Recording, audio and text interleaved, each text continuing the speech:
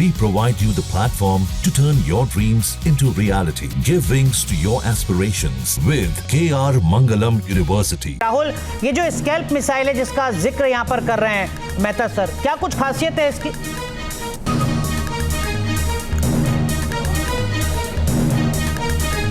देखिए, इसकी खासियत की बात करें, इसकी स्पीड बहुत ज़्यादा है। इसकी स्पीड के साथ साथ जो टेरेन है उसका फ़र्क पड़ता है, क्योंकि जब कोई मिसाइल हवा में छोड़ी जाती है और वो भी 40,000 50,000 फीट की ऊंचाई पर, अगर हम राफेल की बात करें, क्योंकि राफेल 4.5 जनरेशन का है, तो वहाँ से जब कोई प्रिसीजन स्ट्राइक होगी तो उसे रोकना, उसे इंटरसेप्ट करना बहुत मुश्किल रहता है, क्योंकि जब बहुत ज़्यादा ऊँचाई से मिसाइल छोड़ी जाती है तो एयरबोर्न जो अवेक्स रेडार्स हैं पाकिस्तान के, उसके पकड़ में भी आना मुश्किल हो जाता है। तो उनके पास जो फ्रैक्शन है, जो सेकेंड्स है, वो कम रह जाता है, यानी रिएक्शन टाइम कम से कम हो जाता है। बाकी पाकिस्तान के भूगोल की बात करें तो स्ट्रेटेजिक डेप्थ पाकिस्तान के पास नहीं है। पाकिस्तान की लंबाई फिर भी 1200 किलोमीटर के आसपास है, लेकिन उसकी चौड़ाई 300-400 किलोमीटर के आसपास ही है। यही वजह है कि भारत की सीमाओं से ज़्यादा दूर नहीं है तमाम टारगेट। लगभग 70 से लेकर के 90 किलोमीटर के आसपास, चाहे वो राजस्थान का बॉर्डर हो या फिर श्रीनगर का एयरबेस, तो यही वजह है कि उसके अपनाया गया। इसके अलावा अगर हमारे पास करें तो ब्रह्मोस का जिक्र करें, ब्रह्मोस जब गलती से चली थी तब भी पाकिस्तान का एयर डिफेंस सिस्टम,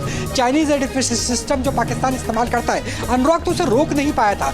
बराक 8 से लेकर के एक लंबी श्रृंखला है जो भारत इसका इस्तेमाल कर सकता है, निर्भय का इस्तेमाल कर सकता है, तो जिसका काट पाकिस्तान के पास नहीं है। खासतौर पर अगर हम क्रूज मिसाइल की बात करें, क्योंकि क्रूज मिसाइल का टेरेन ऐसा होता है जो जमीन के पास से चलता है, मनूवर बहुत अच्छा होता है, तो आईसीबीएम को भले ही फिर भी रोकने की कुछ हद तक क्षमताएं हो, लेकिन क्रूज मिसाइल को पाकिस्तान नहीं रोक सकता। ठीक है, मिर्जा साहब आप सुन पा रहे हैं?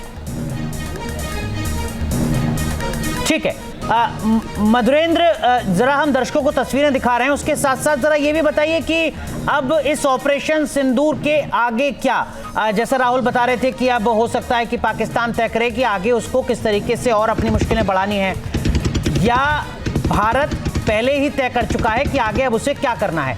इस बीच जरा हम तस्वीरें दिखा दें किस तरीके से ये बॉर्डर पर जो गोलियों की तड़तड़ाहट है वो बता रही है कि पाकिस्तान किस तरीके से छटपटाया हुआ है इस ऑपरेशन सिंदूर के बाद। सुनिए जरा इन आवाजों को, उसके बाद रुख करेंगे हमारे सहयोगी मधुरेंद्र का।